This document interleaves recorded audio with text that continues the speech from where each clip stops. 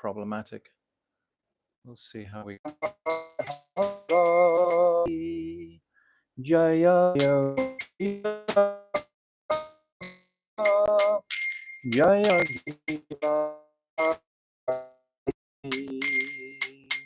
Yashodana Yashodana Yashodana Hare Krishna Hare Rama Rama Hare Hare Hare Krishna Krishna Hare Hare Hare Rama Hare Rama Rama Rama Hare Hare Krishna Krishna Krishna Krishna Hare Hare Rama Hare Rama Rama Rama Hare Hare Hare Hare Krishna Krishna Krishna Hare Hare Rama Hare Rama Rama Rama Hare Hare Krishna Hare Krishna Krishna Hare Hare Hare Rama Hare Rama Rama Rama Hare Hare Hare Krishna Krishna Krishna Hare Hare Hare Rama Hare Rama Rama Hare Hare Hare Krishna Krishna Krishna Hare Hare Hare Rama Rama Rama Hare Hare Bol Hari Bol Hari Bol Hari Bol Nitai Gaura Hari Bol Hari Bol Gaura Hari Bol Jaya Jaya Nityananda Rai Nityananda Rai Jaya Nityananda Rai Jaya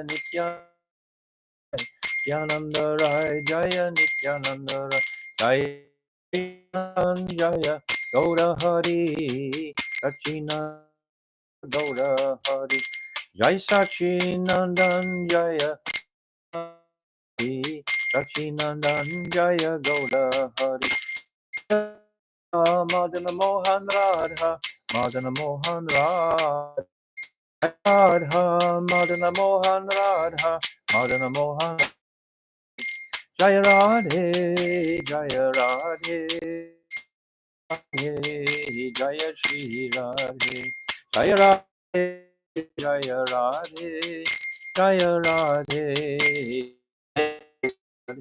Radhe Radhe Radhe Radhe Jai Shri Shri Guru Garanga Ganhavi Grihari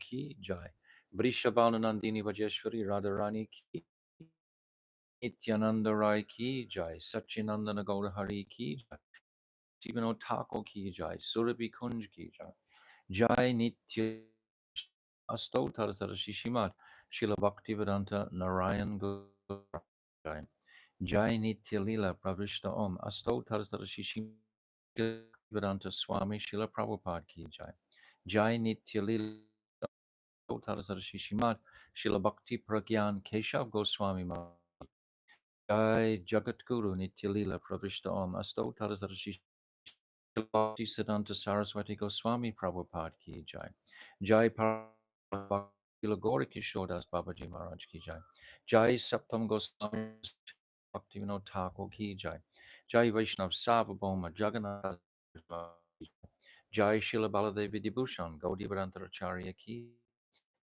Sirumani Shila Vishnu Chakravarti Thakur Ki Jai Jai Narottam Shamananda Prabhu Treya Ki Jai Shila Krishna's Kaviraj Goswami Ki Jai Shri Rup Sanatan Shri Bhatta Raghunath Shri Jiva Gopal Bhattadasa Raghunath Sat Goswami Prabhu's Ki Jai.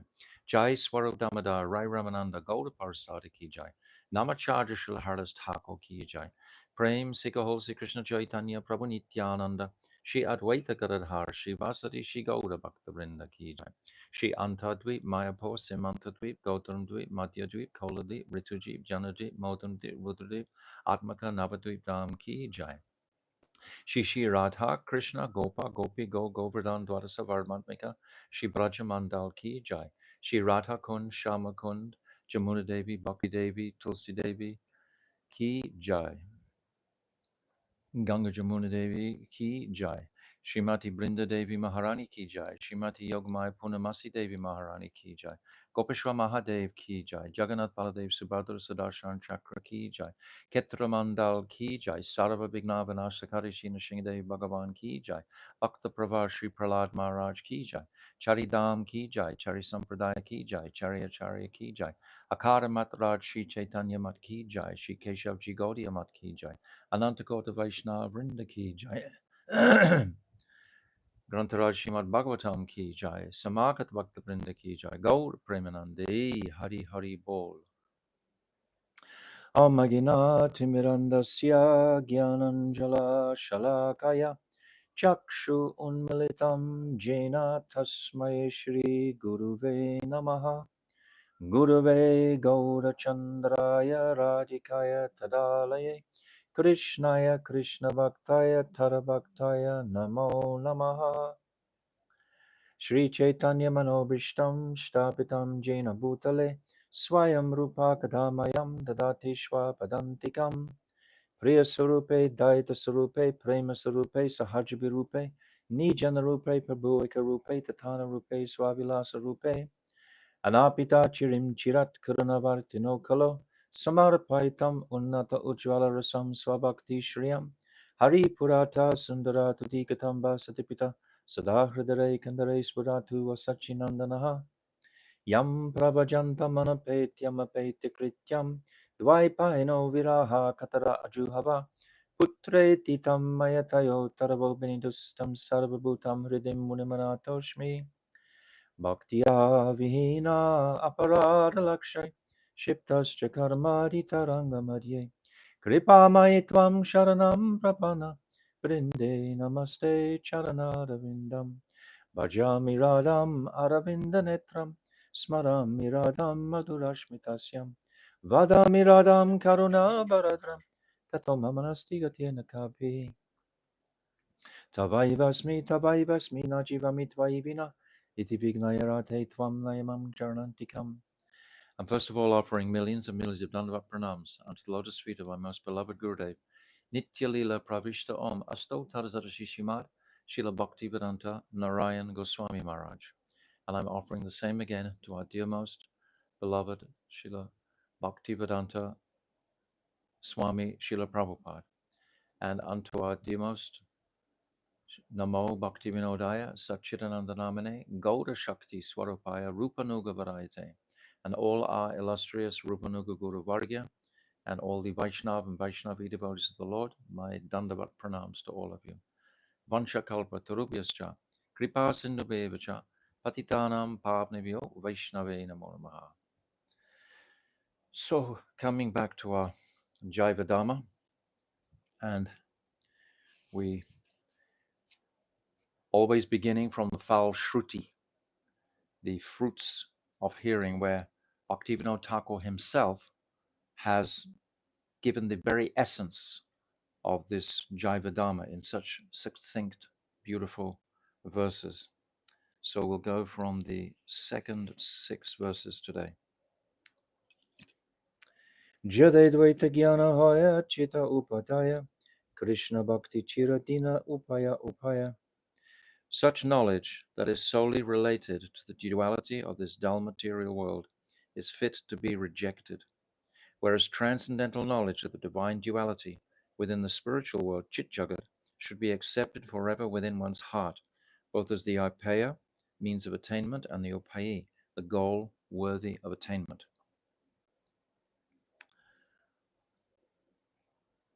Jiva Kabu Jadanai, Hari Kabunai, Hari Saha Jiva Chintya Beda Beda Mai. The jiva is not a product of dull matter, nor is he Keval Advaita, absolutely one in all ways with Sri Hari. The jiva is inconceivably different and non-different from Hari. It's inconceivable. It's beyond thought, this distinction between the jiva and Krishna. Although we understand the essence of the difference is that the jiva is anuchit and Krishna is vibhuchit. Krishna is complete, puna, and the jiva's constitution is only to serve that supreme Lord. This is our entire life. This is our cultivation of our sadhan bhajan, is to walk towards Krishna in this way, to purify our consciousnesses of our attachments to this dull material world and appreciate the speciality or the reality rather of the transcendental world, and to develop this faith, this shraddha, shabde vishvasa koi sudrita hoy, this Krishna bhakti koile sarva karma shrita hoy, that by this cultivation of faith, strong faith, then we will understand that all activities are fully successful when we are directing our efforts towards Krishna. All activities will be taken care of. Sarva karma hridaya koi. This verse is very beautiful to appreciate daily. Deha kabu jivanai dara bhogyanai dasa bhogya jiva Krishna prabhu bhaktahai. The material body should never be considered to be the jiva, and this earth is not for the jiva to exploit and enjoy. The jiva swarup is Krishna das, and thus he is meant for Krishna's enjoyment, whereas Sri Krishna swarup is Prabhu, master, and bhakta, enjoyer. So simple, really, what Bhaktivinoda Thakur is saying. We're not from this earth. Srila Bhakti Rakshakshita Maharaj coins the expression that Srila Bhakti Siddhanta Saraswati would say, we are foreigners in a foreign land. We should not try to make our homes in this land. This is not our home. We should seek that higher state of connection in service to the Lord. Jaiva Dharma nahi ache deha dharma kata, nahi ache jiva gyan mayavada prata. This book, entitled Jaiva Dharma, neither discusses matters related to the dead material body, nor does it propound the Mayavad doctrine of the jiva's oneness with Brahm. So this chapter we're doing right now, this 18th chapter, is really emphasizing this point, even though all the other chapters made this point. But in particular, this 18th chapter, this Achintya Beda Beda that we're studying, really emphasizes this point. Jiva Nitya Dharma Bhakti Tahe Jadanai Shuddha Jiva Prema Seva Phala Payatai. The Jiva's Nitya Dharma is bhakti, devoid of material motivation. The Jiva purified by Seva attains the fruit of that Seva in the form of prem. So this is the prayojan. Bhaktivinoda Thakur is giving us it directly here. This is the Jiva. His Nitya Dharma is bhakti, devotion. This devotion is the sweetest experience that the Jiva can relish in this birth. So this path of bhakti is the only path by which we can connect with Krishna. What's that verse? I've forgotten now. Bhaktyamam abhijananti yavan yaschasmi tatvadaha. This only by this service to Krishna, devotion to Krishna, will Krishna be attained. And also tesham satatam yuktanam brajatam pitipurvakam dadami buddhi yogam tam yenamam upayantite. That by constantly worshipping Krishna, he will give the mercy to come to him. This avaroha panta, this descending mercy. I am praying for mercy. I'm accumulating sukriti, sanskars in this birth with the hope of gaining the mercy of the Lord. Somehow or other, all the Lord's pure devotees, or as well as the pure devotees. We can only go through the Lord's pure devotees, as we discussed extensively in the 17th chapter. Bhaktivinoda Thakur is talking about liberated jivas, and the only um, path of deliverance for the jivas is to connect with the Vaishnavas, particularly Guru and our Guru Varga. And we connect with them through the Shastras also. This is connecting with them. But principally, the direct connection with Guru is what is going to carry us across this illusory Mayic conception that we're confronted with daily, moment by moment.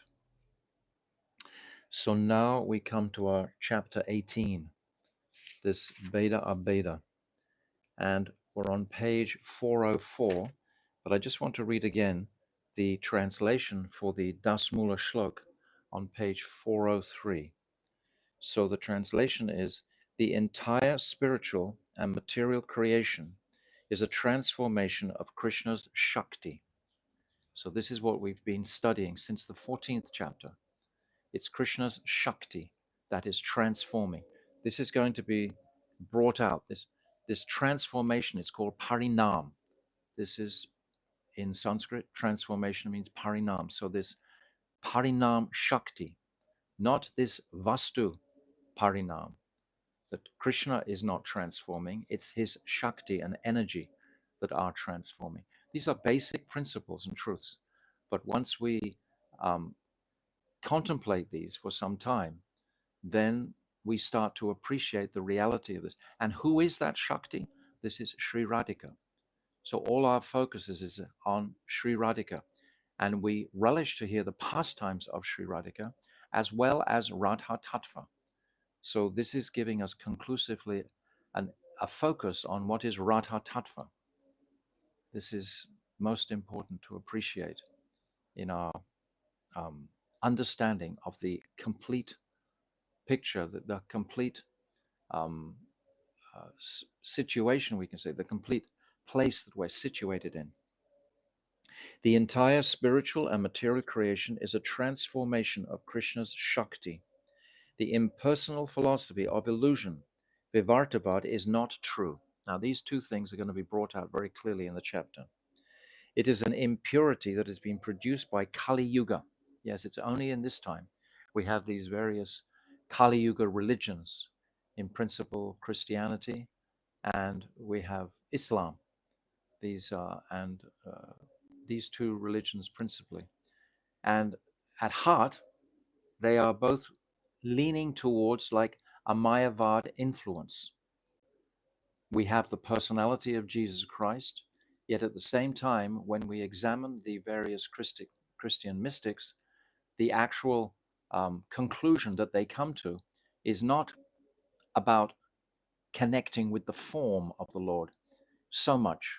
Some will talk that way, but most is talking about the divine light.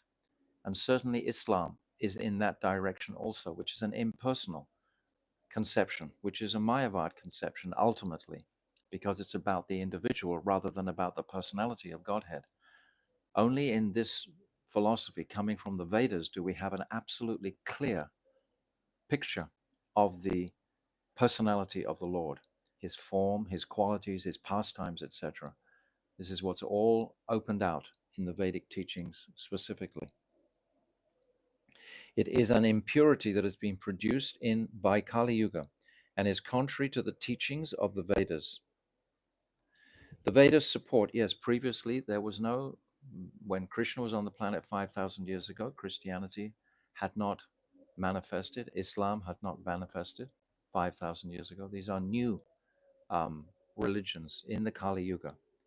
And Advaitavad also was not there previously. So all of these misconceptions are manifesting only in Kali Yuga. And this Jaiva Dharma is going to purify these misconceptions very clearly. The Vedas support Achintya Bheda Abheda Tattva, inconceivable oneness and difference, as the pure and absolute doctrine. And one can attain perfect love for the eternal absolute when he accepts this principle. Yes, the Jiva's identity. We are a particle of Krishna, but the Mayavads will exaggerate that aspect and try to make that a prominent feature, that they are God. But we'll hear this as we go through. So, yesterday, we didn't get very far. We just read the first paragraph at the top of 404. And then we began. I'll read this again. We can refresh this. So, from the top of 404, the conclusive teachings of the Upanishads are known as Vedanta. And in order to bring their precise meaning to light, Vyasadeva compiled a book of 4 chapters called Brahma Sutra or Vedanta Sutra. The Vedanta commands great respect amongst the intellectual class.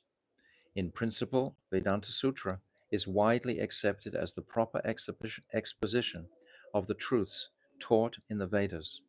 From this Vedanta Sutra, the different acharyas extract different conclusions which are just suitable to support their own philosophies. So now we're going to go into Sankaracharya and appreciate what maxims, so to speak, that he took out of the Vedic teachings to support his Advaitavad. Again, this is a Kali Yuga religion, Advaitavad. It wasn't initially um, supported by the Vedas. It's still not supported by the Vedas, never supported by the Vedas. But the expertise of Lord Shiva as Sankaracharya manifested this, and it's going to be described, the reasons, etc.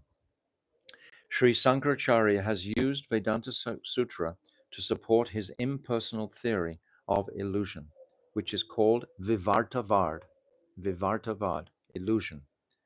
He said that one comprises the very essence of Brahm if one accepts any transformation in Brahm.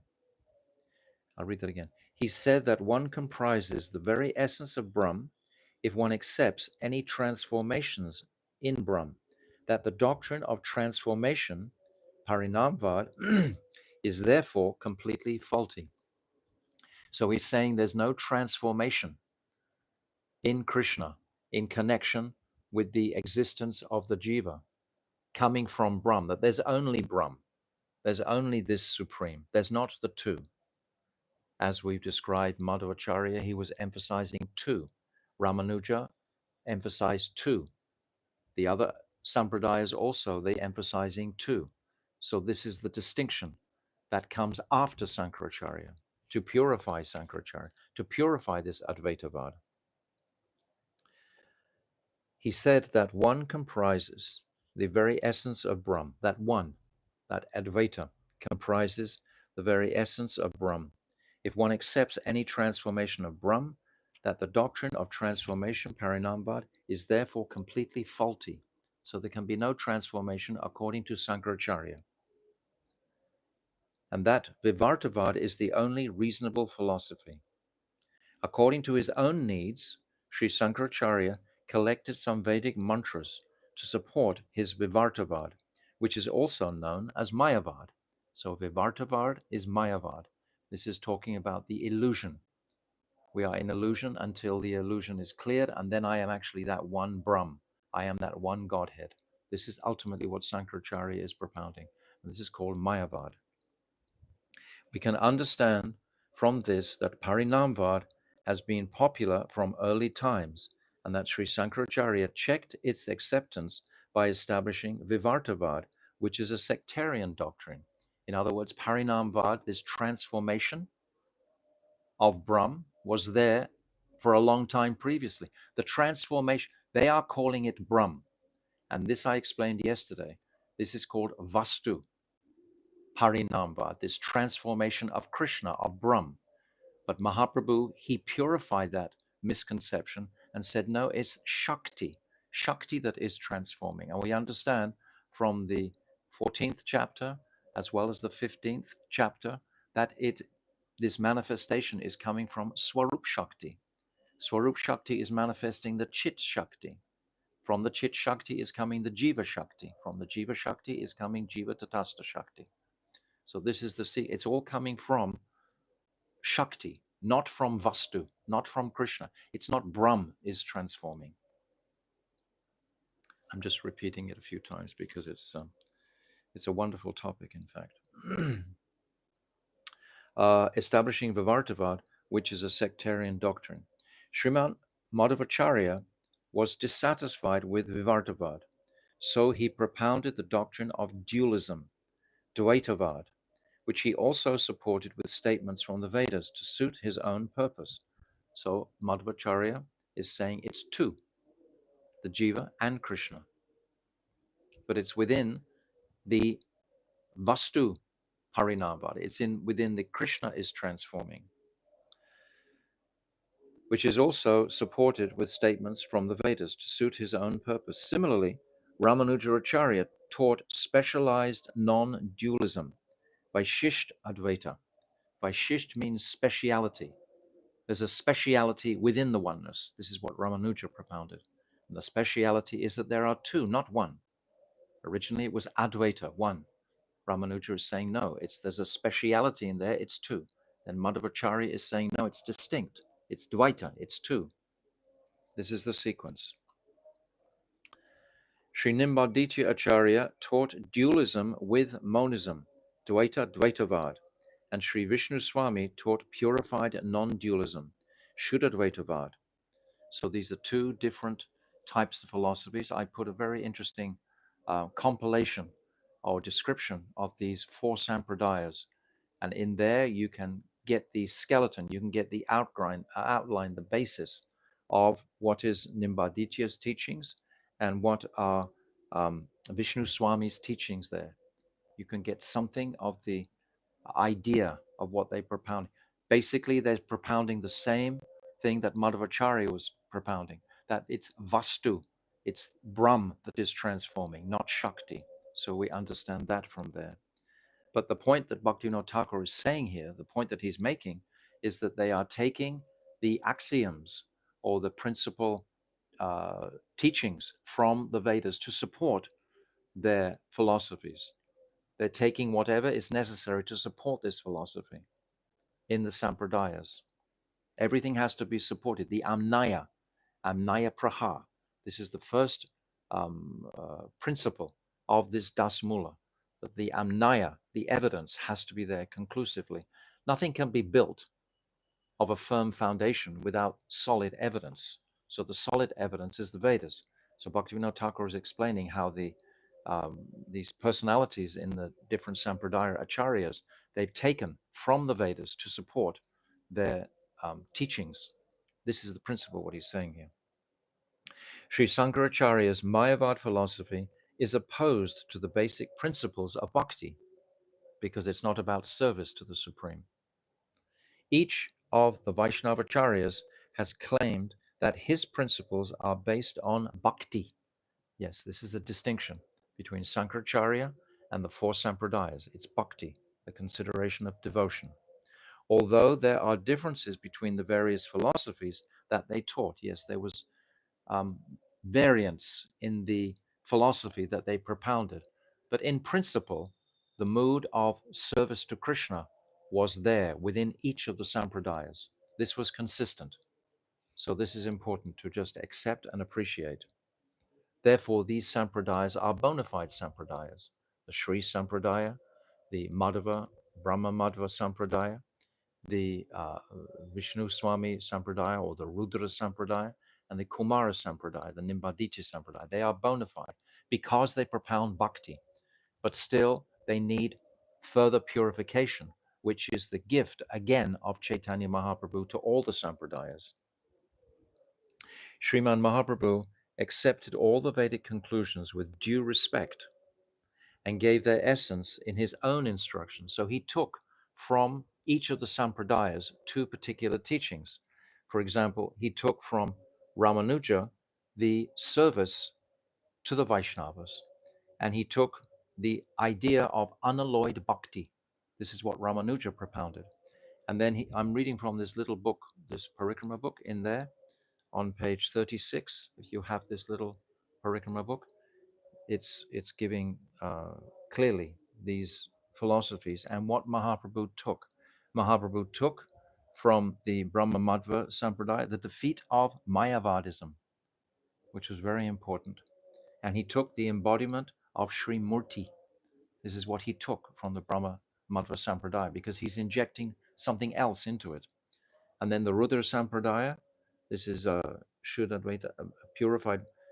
This is Vishnu Swami. And Mahaprabhu took the concentration on Krishna, and he took the Rup Rag Marg Bhakti. He took this path of Raganuga Bhakti, is within the Rudra Sampradaya. But understand the difference between what Mahaprabhu was teaching and the Rag Marg that the Rudra Sampradaya was propounding prior to Mahaprabhu. This is prior to Mahaprabhu, that they didn't include the appreciation and understanding of Parakya. And without Parakya, Rag Marg has no real substance. So again, there's defect in the Rudra Sampradaya. These Sampradayas will give us the fruit of Shuddha Bhakti, but not the higher stages of Rag Marg or Raganuga, and um, certainly not Braja Prem, which is what Mahaprabhu's come. All of this understanding just accentuates the speciality of Mahaprabhu and his teachings. So in the Kumara Chatusan Sampradaya, Mahaprabhu took shelter of Sri Radha, and he took aspiring for Gopi Prem, but without understanding Parakya Bhav. So this is the distinction between the Kumara. Even though it appears that they were saying the same thing as Mahaprabhu, there was still something that wasn't there. So Mahaprabhu is adding to this. But these are the eight qualities that Mahaprabhu is taking from the four Sampradayas. So we should appreciate this. Mahaprabhu and gave their essence in his own instructions. Yes, this is the essence. Mahaprabhu taught the doctrine of Achintya Bheda Abheda Tattva, inconceivable difference and oneness. He remained within the Sampradaya of Sri Madhvacharya, but still Sriman Mahaprabhu only accepted the essence of Madhvacharya's doctrine. And I've said before that Mahaprabhu, he remained in the Sampradaya of Madhvacharya because Madhvacharya's Sampradaya was the most popular at the time. Mahaprabhu had a message. He needed a casing, so to speak, a society, a Sampradaya, where to place the teaching. He wasn't going to break the dharmic conception of the Sampradayas. The Sampradayas have such great value for the conditioned jiva, but he was making an addition to the Sampradaya of the Brahma Madhva Gaudiya Sampradaya. This is where Mahaprabhu sat because it was the most popular at the time, and he could spread his teachings through this channel of the Brahma Madhva Sampradaya. Brajanath, what is the doctrine of Parinamvad, transformation? Yeah, good question. Brajanath wants to know, what is this idea of what is it that's transforming? Because this idea of transformation cannot be there within Sankaracharya's philosophy because there was only one. How could one transform into the Jiva and Krishna? It was all in one, Advaita. But Brajanath is asking, what is the nature of this parinam? What is this transformation? What is transforming? Babaji, there are two kinds of parinamvad. Brahm, parinamvad, the doctrine of transformation of Brahm. This is like Vastu parinamvad. This is what the Sampradayas previously held to prior to Mahaprabhu. And Tat Shakti parinamvad. This Shakti parinamvad that I've been explaining. The teaching of transformation of energy. We've just said, coming from Swarup Shakti to Chit Shakti, Jiva Shakti, Jiva Tatastha Shakti.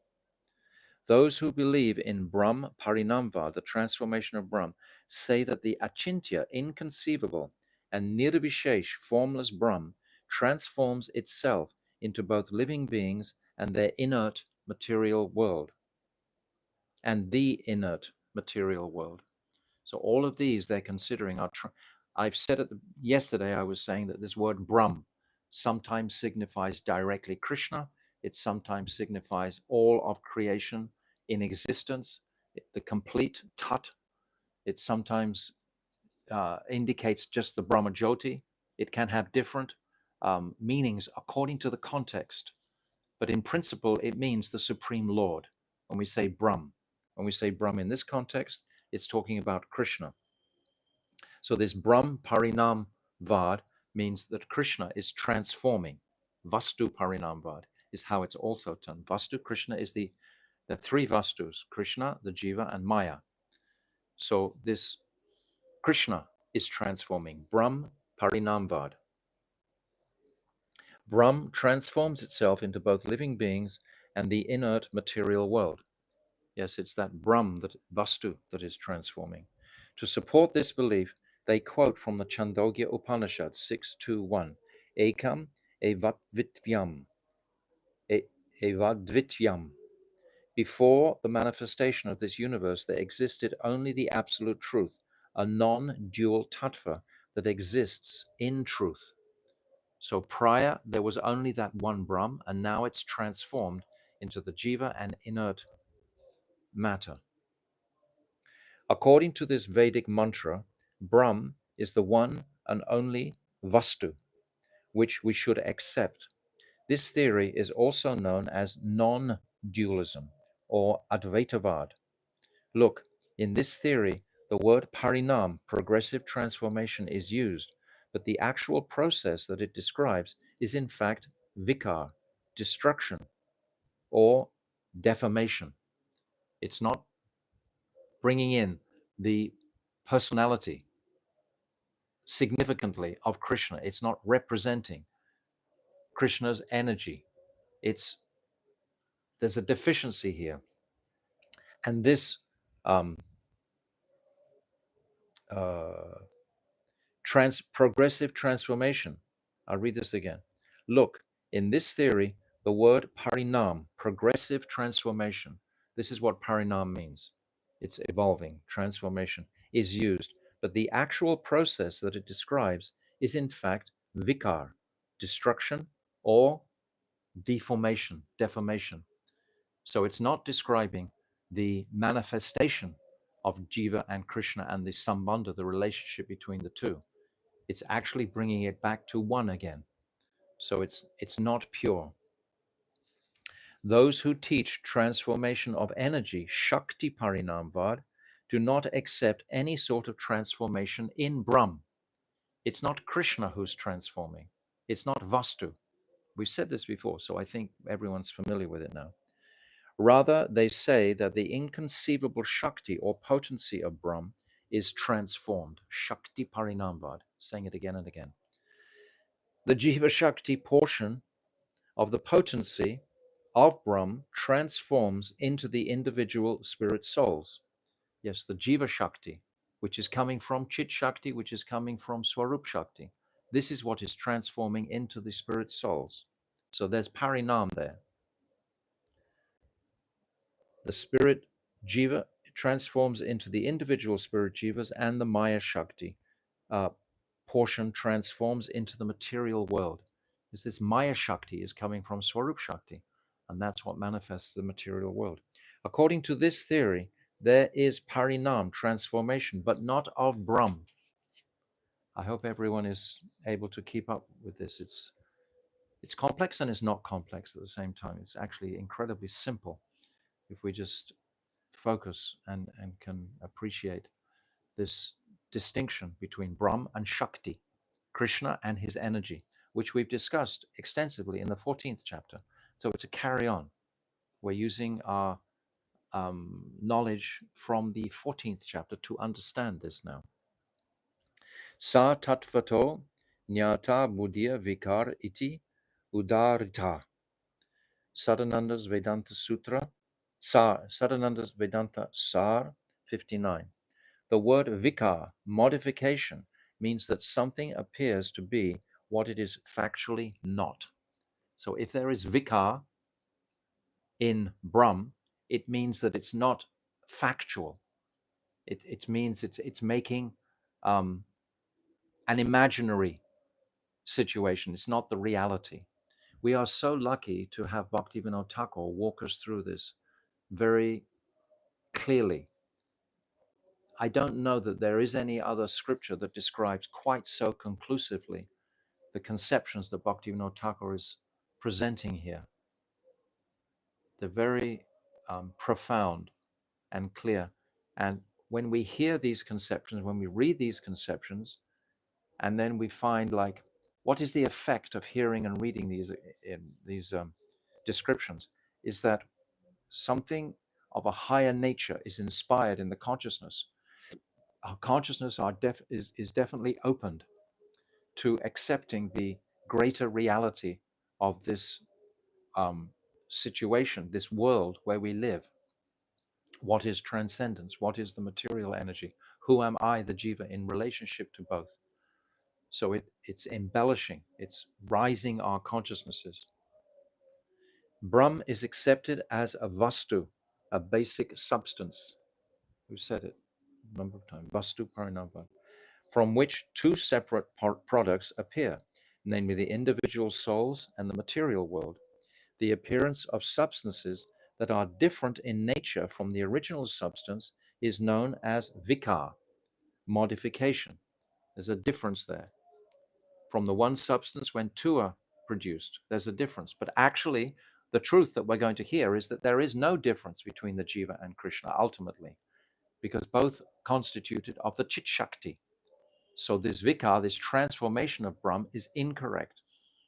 The jiva has his own independent existence, has own independent existence. It'll be described.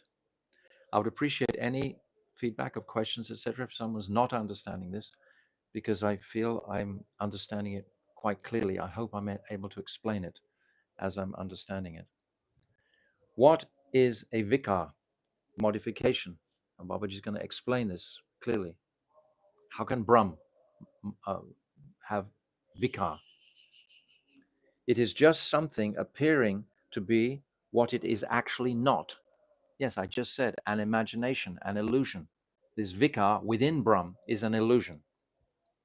For example, milk is transformed into yogurt. And we know that yogurt cannot be transformed back into milk. We understand this. So milk is a transformation of, or rather, yogurt is a transformation of milk. It's transformed to be completely something different from milk. But the jiva is not in that category. Although yogurt is milk, it is called yogurt. And this yogurt is the vikar, or modification, of the original substance. In this case, milk. It's the transformation of milk, yogurt. According to Brahm Parinamvad, the material world and the jivas are the vikar of Brahm. So we are the transformation, like the milk transforming into the yogurt, of Brahm. But this is not going to be the case. Without any doubt, this idea is absolutely impure for the following reasons. Those who put forward this theory accept the existence of only one substance, namely the Nirvishesh Brahm. They're only considering the one. Again, it's like Advaitavad. It's just considering the one, but with some, they call it vikar, this modification. But this is not pure, because actually the jiva has his separate existence. Without any doubt, this idea is absolutely impure for the following reasons. Those who put forward this theory accept the existence of only one substance, namely Nirvishesh Brahm. But how can this Brahm be modified into a second substance if nothing else exists apart from it? If there's only that Brahm, how can it transform?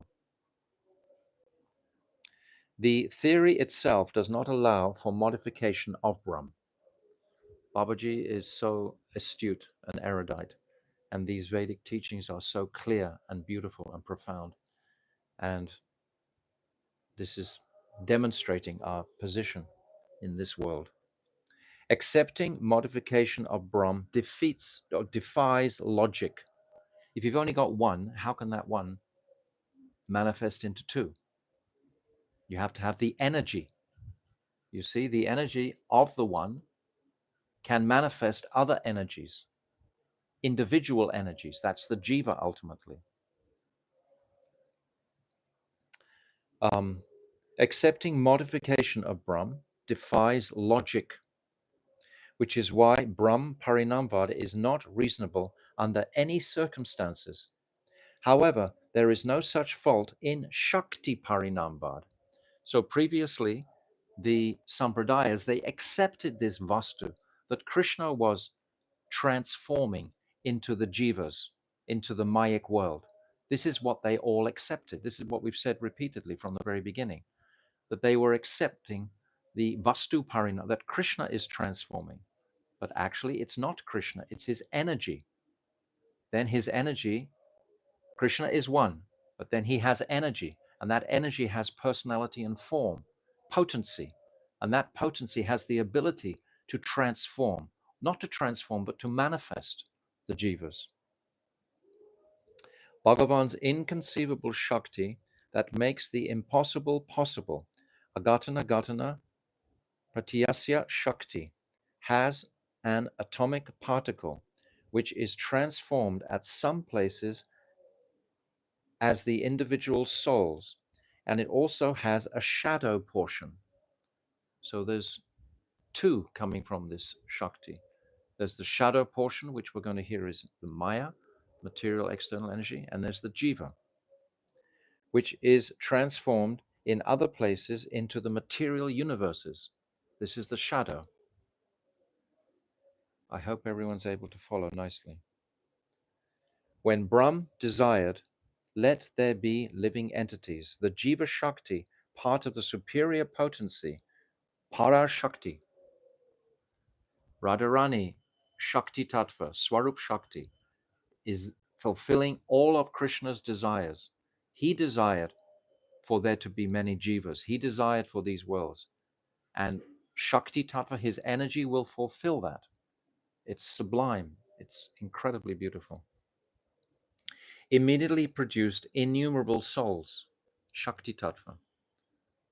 Similarly, when Brahm desired the existence of the material world, the Maya potency, the shadow form of Parashakti, at once manifested the unfathomable inanimate material world. Brahm accepts these changes while remaining free from change itself. That form of the Lord accepts these changes, but he's not changing himself. Previously, they had the practically Mayavad conception that Krishna changes himself. But Krishna doesn't change. There's no vikar, there's no transformation in Krishna. This was actually described in the 14th chapter, right at the very beginning. There's no vikar in the Supreme Lord. There's no transformation. He doesn't transform. His Shakti does. I've got no one with me today, so I'm just speaking to my reflection in the camera and imagining all you sitting out there, but I have no sort of confirmation or acknowledgement that you're understanding or you have any questions or etc. But anyway, I'm just going ahead like this. So Brahm accepts these changes while remaining free from change itself. One may argue, desiring is itself a transformation. So how can this transformation occur in the desireless Brahm? Understand? That desire itself appears to be a transformation. If someone has that desire, this is what he's saying, is itself a transformation. Brahmaji is going to Babaji is going to purify this. The answer is that the answer to this is you are comparing the desire of Brahm to the desire of the jivas and calling it vikar, modification. This is a great mistake that the jivas philosophically often make, that they put their own minuscule intelligence and philosophies over the Supreme Lord's most potent power of this Gatana, Pariyasya Shakti, this inconceivable energy.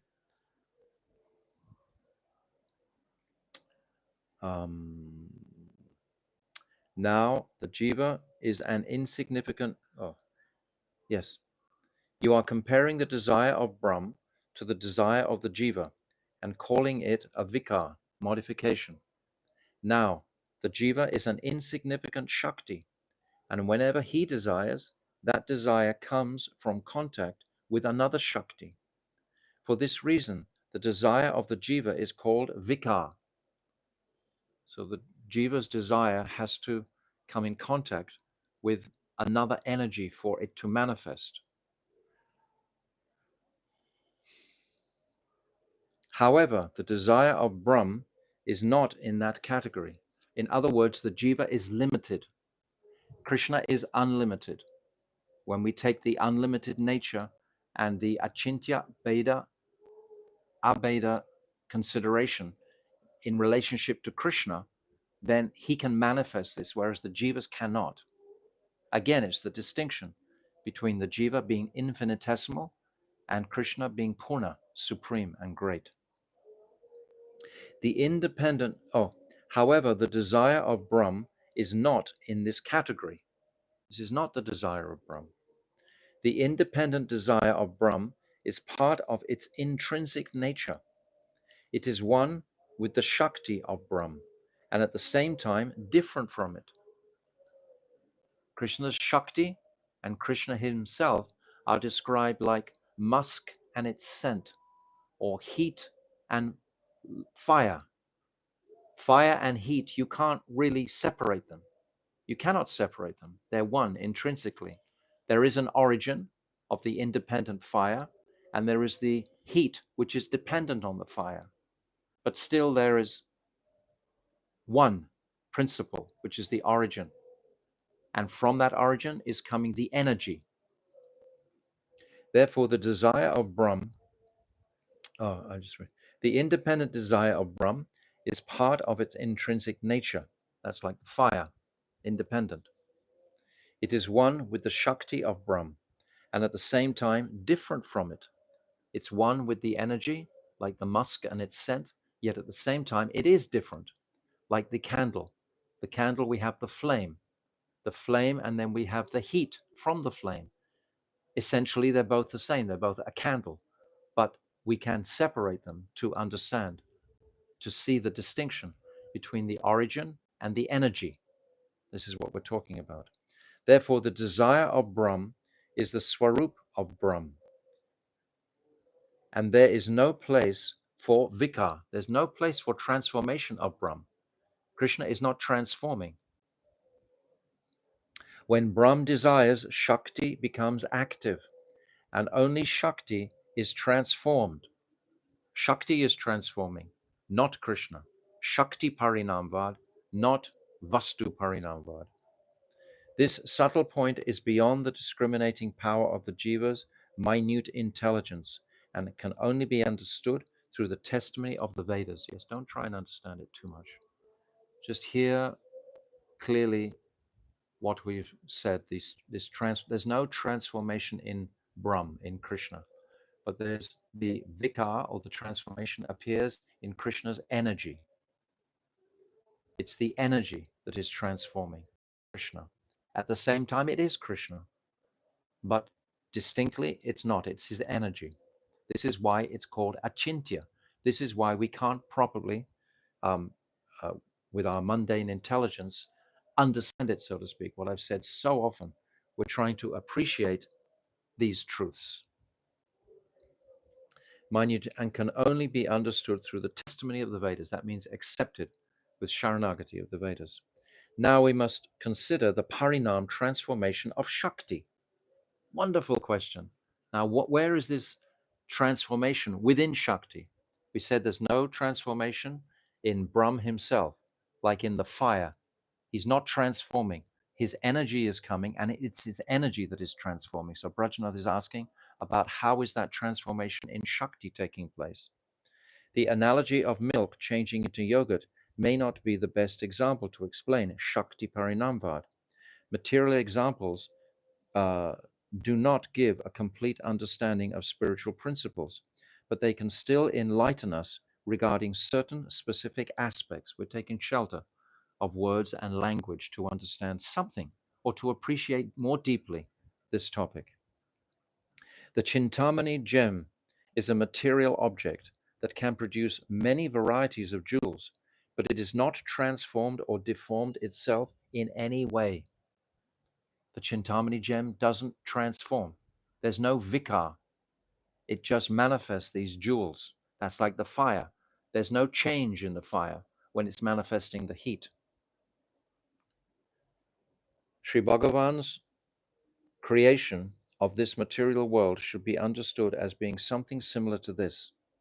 As soon as Bhagavan desires, his Achintya Shakti, inconceivable potency, creates innumerable universes of 14 planetary systems and worlds where the jivas can live, but he himself remains absolutely unchanged. This encourages our greatest respect for the Lord. It's not him that is changing, it's his Shakti that is changing always. It should not be understood that this untransformed Supreme is nirvishesh, formless, or and impersonal. On the contrary, this Supreme is the great and all-encompassing substance, Brahm, Brihat Vastu Brahm. He is eternally Bhagavan, the master of the six opulences. He accepts, if one accepts him as merely nirvishesh, one cannot explain his spiritual Shakti. The Mayavadis can't explain his Shakti Tattva. By his Achintya Shakti, he exists simultaneously in both personal and impersonal forms. Krishna represents the impersonal form. In the beginning of the 7th chapter, I think it is, Arjun, he asked this question: should we focus on the impersonal or should we focus on bhakti? And then Krishna begins to explain the bhakti sequence from this point. But he says that this impersonal path is very difficult. He doesn't say it's not true. It's just very difficult to achieve through that practice. He exists simultaneously in both personal and impersonal forms. To suppose that he is only nirvishesh is to accept only half the truth without fully understanding. His relationship with the material world is described in the Vedas using the instrumental, the karana case, to signify by which, the ablative apadan, apadan case to signify from which, and the locative adhikarana case to signify in which. So these questions, in which, of which, how which, this means that there has to be personality there. It can't be impersonal. It is stated in the Taittiriya Upanishad 3.1.1, Yato va imani bhutani jayante, yena jatani jivanti, yat prayantya abhisamvishanti, tad vignyashava tad brahm. One should know that Brahm is he from whom all living beings are born, by whose power they remain alive, and into whom they enter at the end. He is the one about whom you should inquire. He is Brahm. So this is a description of the Brahm that we've been describing. But Brahm is everything ultimately. But it's not Brahm that is transforming. In this sloka, yato va imani, the ablative, apadan case, Ishvara, for Ishvara is used when it is said that the living beings are manifested from him. That's a personality. Yena, which is the instrumental karana case, is used when it is said that all sentient creatures live by his power. So it's all dependent on the Supreme. And yat, which indicates the locative, adhikarana case, is used when it is said that all living beings enter into him at the end. So the principle is that the Supreme Lord is the origin. These three symptoms show that the absolute truth is supreme. This is his unique feature. This is why Bhagavan is always Savishesh, possessing form, qualities, and pastimes.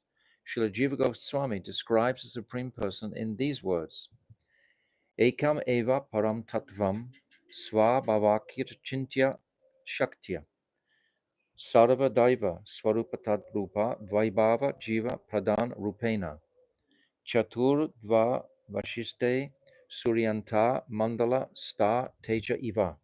Mandala Tad Bahirgata Tad Rashmi Tad Prati Chavi Rupena. The absolute truth is one. His unique characteristic is that he is endowed with inconceivable potency, through which he is always manifested in four ways.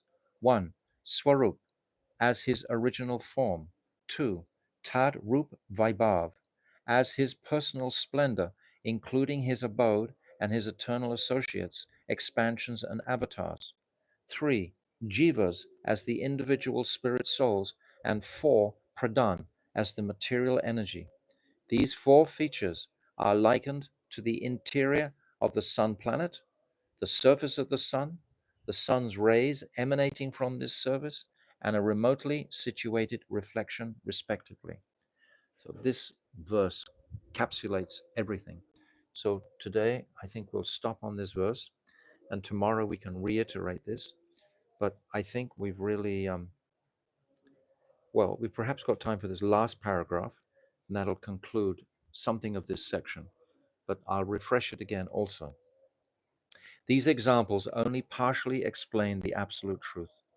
His original form is Sat Chit Ananda, full of eternity, knowledge, and bliss.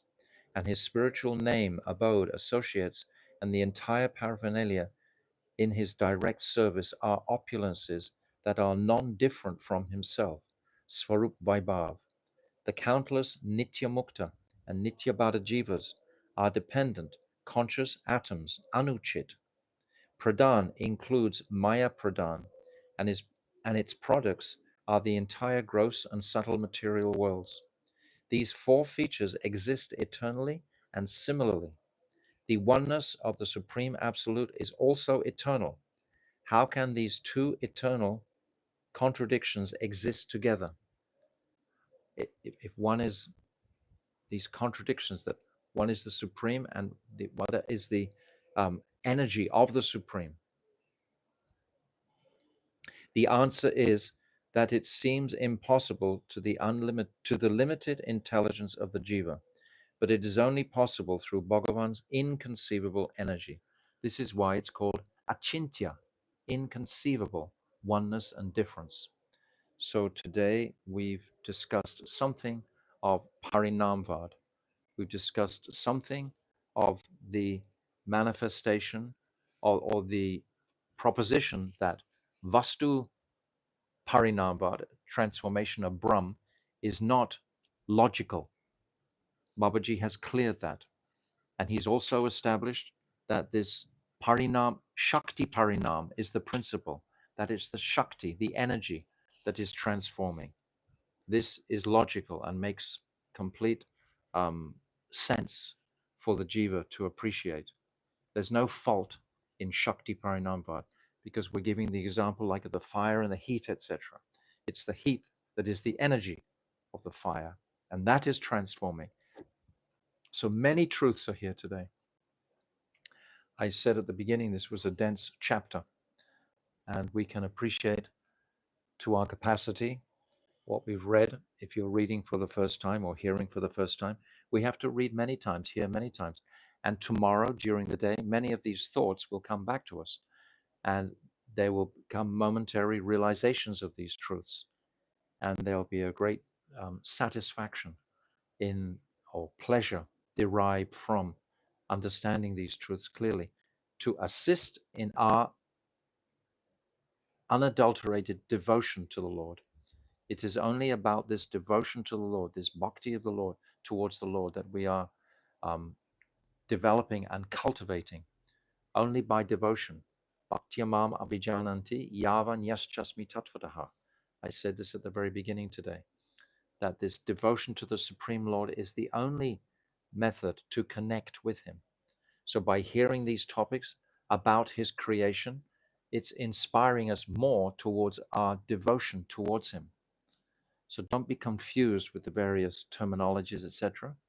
And don't be bogged down with trying to understand logically these presentations, but try to pray to have the humility to accept these truths and have no doubts in the consciousness about it. The doubts have to come out to be cleared. So if you have doubts, then you have to reconcile them from this Shastra. So tomorrow, Brajanath is going to ask, what is Vivartavad? So Vivartavad is the illusion. So today we've talked about Parinambad, which is the transformation of energy, not Brahm. So Srila Bhaktivinoda Thakur ki jai, Jaiva Dharma ki jai, Achintya Beda Abeda Tattva ki jai. Thank you for your patience today. I hope you've gained as much as I have gained from reading it and discussing it. It's I feel tremendously inspired by just hearing these truths to assist in my devotion to that supreme, most personal form of the Lord, not impersonal. It's purifying any impersonal remnant that might still be there in the consciousness by appreciating this, because the Shakti aspect, that means there has to be two. If there's two, it's not Advaita, it's not one. So with the Shakti consideration, everything becomes personal. And then we can develop a personal relationship with the Lord. That is the only thing that's going to satisfy the heart, this personal relationship with the Lord. So Bhaktivinoda Thakur ki jai, Gold Premanandi, Hari Hari Bol. Hare Krishna, Krishna Krishna, Hare Hare, Hare Rama, Rama Rama, Hare Hare, Hare Krishna, Krishna Krishna, Hare Hare, Hare Rama, Rama Rama, Hare Hare, Hare Krishna, Krishna Krishna, Hare Hare, Hare Rama, Ramo Ramo, Hare Hare, Nitai Gaura Hari Bol, Hari Bol, Hari Bol, Hari Bol, Nitai Gaura Hari Bol, Hari Bol, Hari Bol, Hari Bol, Gold Premanandi, Hari Hari Bol, Vanchakalpa Turubhyascha, Kripa Sindhuvevacha, Patitanam Pavnibhyo Vaishnave Nyomaha, Gold Premanandi, Hari Bol.